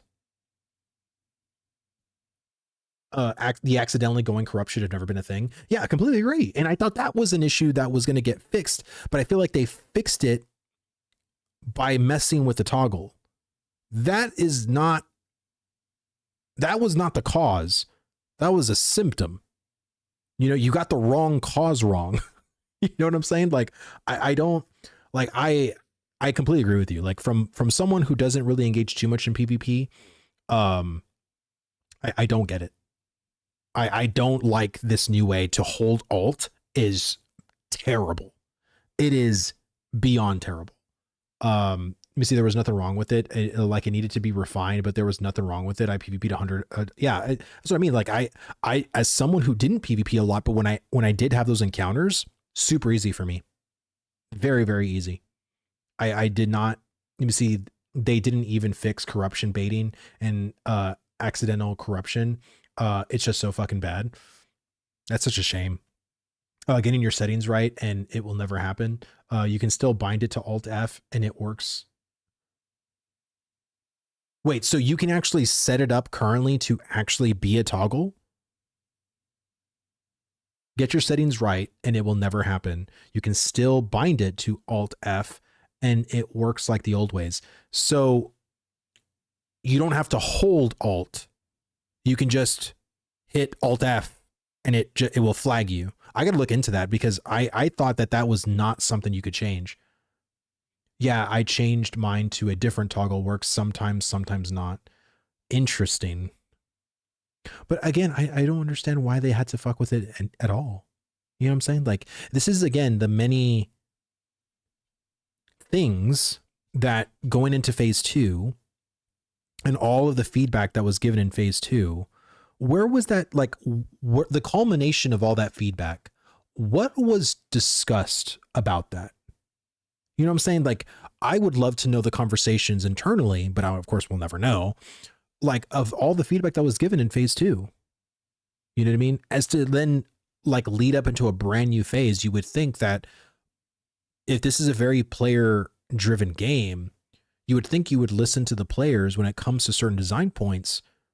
That's like, hey, and again, the feedback that I've seen on Reddit and on the forums, some people left some amazingly concise feedback on systems, on classes, on PvP, PvE, like, very well thought out. And it just feels like,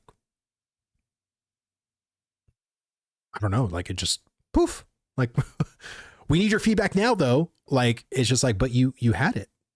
You know what I'm trying to say? Like, it's like you have it. It's in the Reddit. It's still there. It's just now it's months ago. You know what I mean? Like, people have been talking about this. People have been, giving you feedback on this. Where is it? Like, that's like an honest question. Like, where is it?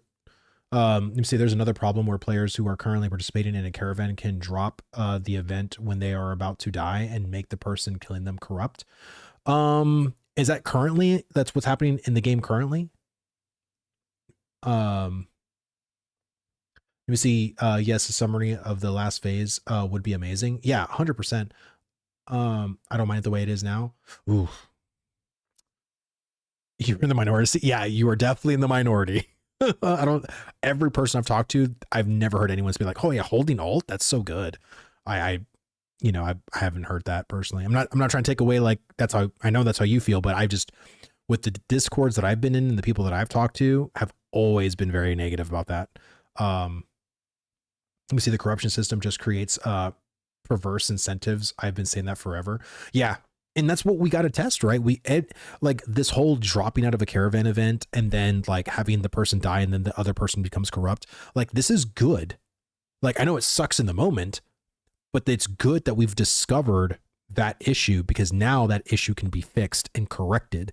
And that's the thing that I think Zyback and a lot of other PvPers have been very upset about is the fact that they're fixing easier things, but not the thing that should be fixed, because maybe that thing is going to be harder to fix, but we need those things fixed. Taking shortcuts and doing like band-aid fixes isn't the solution. Like I know it could be a temporary solution, you know, if you can like jerry rig it to do it, but I don't think it's. There are some very fundamental issues that people have been literally leaving feedback on for months that, you know, like, again, like we talked about, like the tank grapple, right? I don't, especially as a tank, having one of your very core abilities not work for months. Like, again, that's just a small example.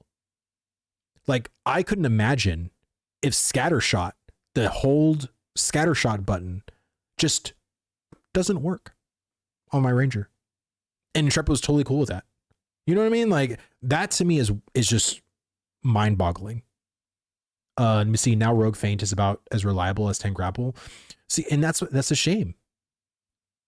Like, and again, I have to understand too that every issue that comes up, like the combat team would have to fix that, or maybe it's the engineering team, right? So it's like, well, the combat team makes the ability, but then the engineering team actually connects the ability, right? Like, or I don't know, like I'm not a developer or anything like that, but you would have to assume that every issue isn't just the same team having to fix over and over and over and over again, right? Like there's over 250 employees that work at Intrepid or developers. Like, you know what I'm trying to say? Like, I understand that they have a lot on their plate already. And again, it's always that, do we fix current problems or do we make new content? Right? Like, that's the dilemma that I feel like Intrepid is in. And again, their team should be over 500 for how big this project is. But I also have to understand too, that Steven's not made of freaking money.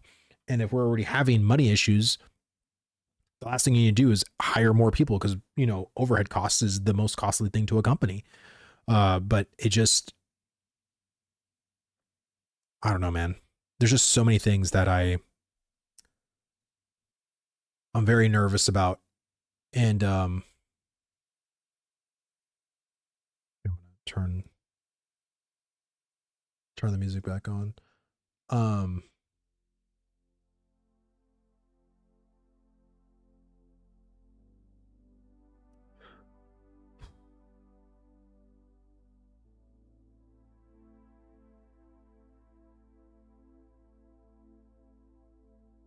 Sorry, I'm just getting all heated.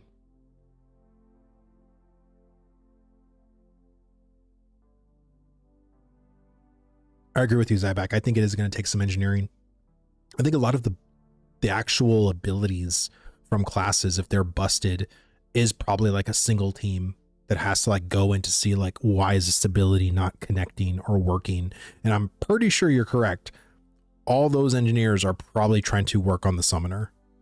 Like, I'm sure their backlog of shit is monumental. But at the same time, I feel like if they were conscious, you know what I'm saying, to the community more, like if the engineer says, hey, can we just take today just to look at 10 grapple? Like if it's too hairy, like if the problem is too much to fix, but what if it's not? Like what if we just focused today to fix 10 grapple? Could we get it done? You know what I'm saying? Like, again, coming from my line of work of insurance, there are some insurance issues that are way too hairy to do in one sitting or whatever, but you'd be surprised and shocked, or at least I was, into how many problems, if we all just focused on it, could be fixed in a couple of hours.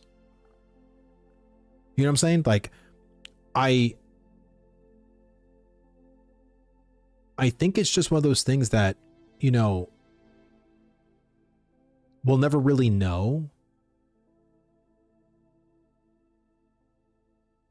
because maybe they're just so forward thinking, you know, or maybe they just refer too much to their log of stuff and they, you know, they think, oh, well, that's so deprioritized, so we don't even look at it or whatever. But it's like, if as a developer, if you go in the Discord and you're just seeing people talk about the same thing over and over again, and it could be like a C list issue, like in your backlog, right? Like something like it's issue 241. Well, like the community is very passionate about this issue 241. Like, can we just take an hour to look at it? Maybe it's something we can push out. Like maybe it's something we can fix. Like, I don't know. Like, I'm not a developer. I don't know what kind of pressures they're under. I don't know what kind of management they have, but you know, I remember my boss would always do that. Like she was like, hey, you know, let's, you know, can we look at this thing to see? And if we looked into it and it was like some kind of a, you know, a snowball effect that could occur where it's like, oh, damn, yeah, this issue is way too freaking big, even for all of us to handle. We'll back page that later and move on to other things. Like, and it very well could have been that, right? Like, I don't know, but, I would hate to play a class to where one of my core abilities just was busted. You know, I would hate that. Simple things like the mail notification bug. How long would that take to fix? Well, yeah, and I mean, a mail notification bug or I think an ability is like way more severe. You know what I'm saying? But I get your point. You know what I mean? It's like, and I think if they were to look at all of these little tiny issues, I don't know, maybe it could be overwhelming for them, or, you know, like, again,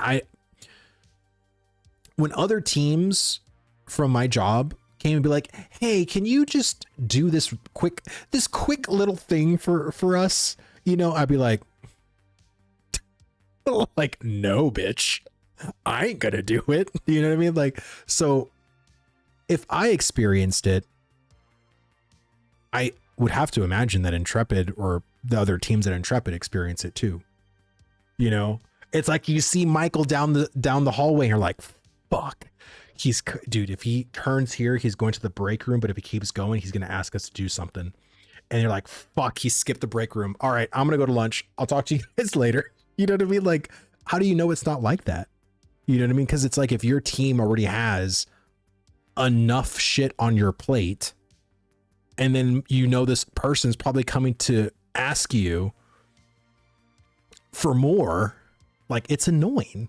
You know what I mean? And I get it. You know, as much as it is a passion and a game I truly want to play, for me, at the end of the day, for those developers, it's a job, right? I'm not saying that some of them aren't passionate about their job, but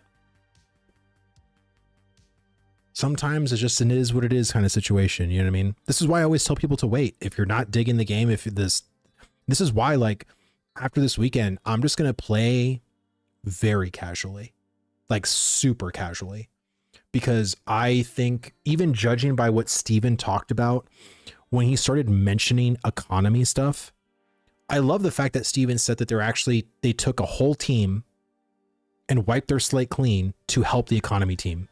I love that. But what that also tells me is that the issues that I'm very passionate about, that I really want fixed, aren't going to get fixed tomorrow. They're not going to get fixed next week. They might not even be fixed next month. So I have to put myself in a mindset that, okay, I've already said my piece on the economic issues. I know what I want. I hope the developers are working on it. I just have to wait. Like in, my guild leader, Psycho of Suspect, he always says this, all alpha testing is a bunch of hurry up and wait. That's it. Hurry up and wait. I like that he said they missed the mark and they're working on it and that'll be better by November. I hope so, bro. Cyborgs, dude. If you're the cyborgs I know in Discord, welcome, brother. I always love having discussions with you in Discord, brother. Thank you. Let me see. The economy isn't entirely amount of people issue, more a central vision issue. That's me. Yeah, no, I do agree. I think some people feel like the vision of processing and crafting ain't it. And to a degree, I think it's actually fine. I think it's more of a quantity issue and a pricing issue. Once those two things are adjusted, I'm okay with having to buy reagents from a vendor. Now we can have a discussion and maybe a conversation as to like, should you have to, right? But I don't mind it. It's not the end of the world. What is the end of the world is that I can't even make money as a novice processor because as soon as I start processing, I get broke. You know what I'm saying? Like that's kind of nuts. I think any person that's at novice, like, and this is what happened in phase 2, people were processing things and able to sell them and actually start making gold. Like you need that. You need people at the bottom, you know what I mean? The novice to, prop up the rest of the economy. You need people to make gold from the things they're trying to do. Like you need crafters at novice to sell their crafts to make gold. You need processors, whatever they're processing, to sell to make gold. Like you can't always just assume that everybody that's processing is just funneling to their guild. Now, some people are, I did for sure. But there are some personal items that I had processed that I was trying to sell too. And when you can't do that, it feels bad. And then it even feels worse. The fact that, let's say you do try to sell them, no one's really buying them because everyone else is fucking broke and you're selling them above cost. And people are asking, why the fuck is timber so fucking expensive? It's like, well, brother, let me tell you as a fucking lumber miller, you know what I mean? Like, because they are not a lumber miller. They don't know. But if you are, and you understand how broke you are, you know what I mean? It's like this catch-22. It's like the people that are potential buyers want to buy, but they're too poor to afford what the processors have to put them at. Otherwise, they'd be selling at a loss. That's bad economics. Let me see. I think I might be in the minority. I think the processors shouldn't have to spend money to craft stuff, but allow them to sell to others because of surplus. I mean, you might be right too. And this is for me. I'm not trying to say that what I say is the right opinion, but what I am saying is that these things need to be tested. I would love to test different iterations of this economy, and all that requires is just fixing numerical numbers. Like it's not, in my opinion, I don't think it'd be too hard, but I don't know what the economy team sees, and I don't know what data they're trying to get. Like I don't know what they're trying to go for. But to me, I feel like the novice tier in general across the board is missing the mark. Gathering gathering's gathering, but mostly for the processing and for the crafting, I feel like it's missing the mark. I personally think you having to make this a singular item as a crafter to level from 1 to 10 is shit. It's beyond terrible. I think that's just not the way you should level in a game that already bars you by certificates to keep going. That's just bad for the economy. You know what I would rather have? And it could be terrible. This could be a terrible fucking idea. I would rather have to where if you make one of every single item in the bench, then you're level 10. Because then if you incentivized every crafter to make one of each of everything, then it floods into the market. So then all the buyers, all the potential buyers that want to buy gear will then buy it. And then as a seller, you'd have to be competitive, right? So then gear would be readily available for people to buy. That's like relatively cheap because everybody's trying to sell them. But currently you really can't find gear at Novice because everyone's making the same fucking thing over and over and over and over and over again. And all of the other slots aren't being crafted because it's too much. And I'd rather craft the one that isn't too much so I can just keep going to my levels. Like, that's not a good way to level. Like, I hate that. I don't like that as a leveling system as a crafter. And maybe I'm wrong. Maybe I'm short-sighted or maybe I'm naive, but I just don't like that as far as it economically either.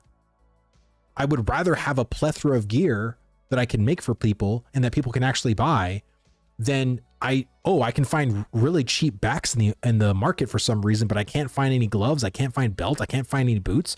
Like, I can't find anything. Like, no one's selling anything. Like, that's bad.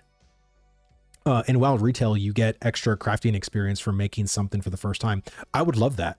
I actually mentioned it to the econ team because I do love that. I think you should have a first time craft bonus.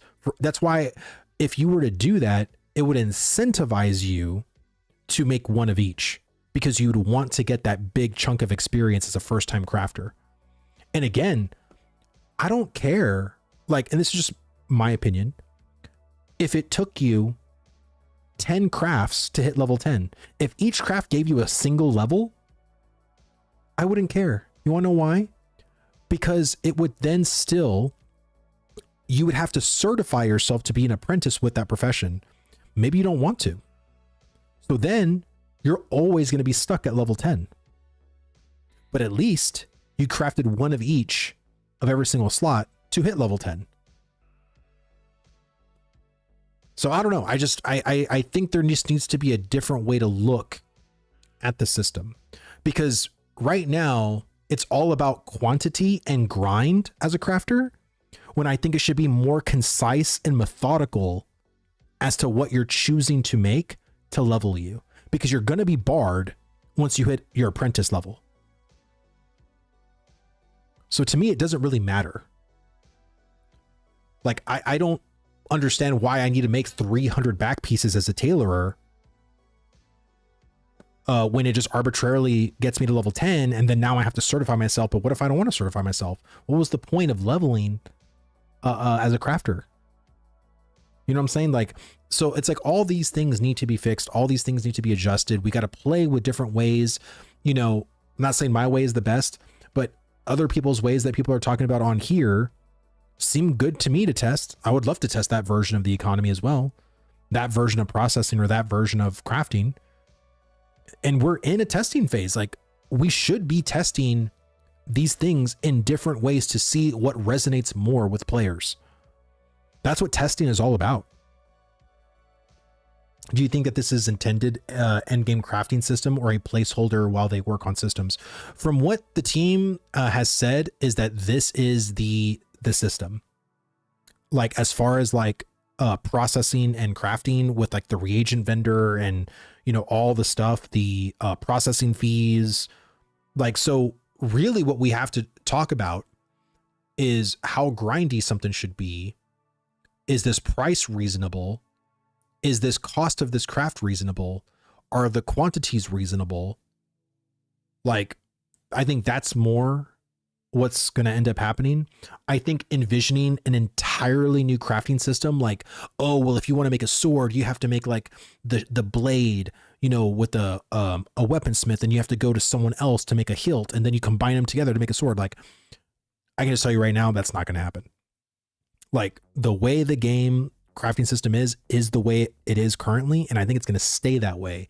The discussion then has to be on numbers, adjustments to like quantities and stuff like that. I think trying to envision an entirely new system, I think it's just a waste of time.